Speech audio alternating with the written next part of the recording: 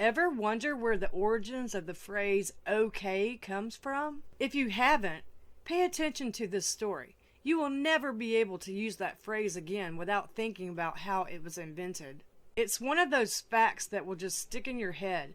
I had a professor in college tell us this story, and he said we would never forget it. He was right. And it started with the United States president.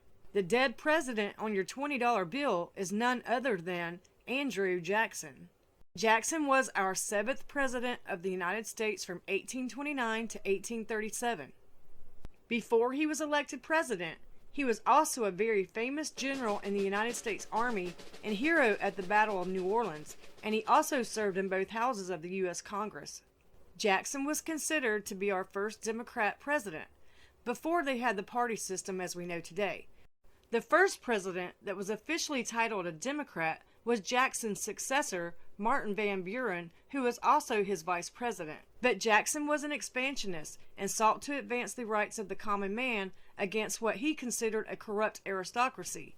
Plus, he was a man who believed in preserving the Union. So although he was a die-hard Tennessean, he would have never agreed with the Civil War, and that is another story for another day.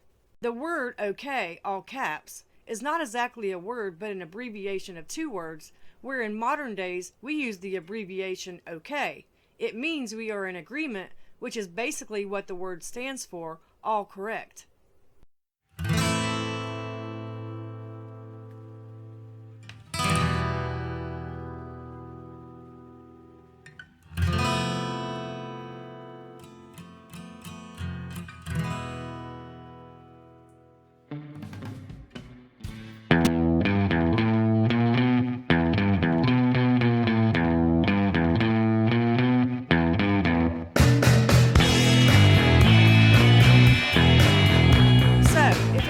All correct. Why don't we say AC instead of OK?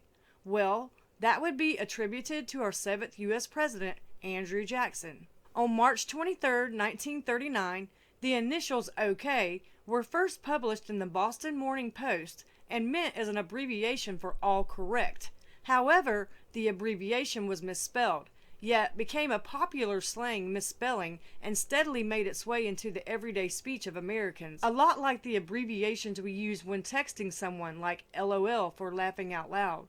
When it was first printed in the Boston Morning Post, it was meant as a joke, but joke or no joke, we still use it today, and basically it does mean all correct as in an agreement made with another person or event, like okaying something, giving it the go-ahead. When Andrew Jackson was president, the expression was used to make fun by the opposing Whig Party to insult Martin Van Buren's mentor, who was Jackson's vice president. According to the Whigs, Jackson invented the abbreviation OK to cover up his own misspelling of all correct, and the editor of the New York Morning Herald wrote that Jackson was such a terrible speller that he believed all correct was spelled all correct, and would often sign his presidential papers with his stamp of approval as OK to indicate he was in agreement. But many people are bad spellers and does not mean you lack intelligence. After all, Jackson killed the Bank of the U.S. twice, relieving America of its debt. To the people, the bank symbolized corruption while threatening liberty. If you want to know more about Andrew Jackson and the Bank of the United States, or BUS for short, you can Google that information. But the president who made the abbreviation popular among the people, that credit goes to Martin Van Buren. He became the OK president when elected in 1837. OK was an idiom that took the world by storm during Van Buren's administration, especially after it was posted in the Boston Morning Post in 1940. Van Buren was also nicknamed Old Kinderhook because he was born in Kinderhook, New York, which also matched up with the abbreviation of OK, and supporters ran with this at his rallies, and it spread like wildfire among the people. The abbreviation is nearly 200 years old, with roots traced all the way back to Boston, Massachusetts. It was started out as an editorial joke that inadvertently went viral. Viral!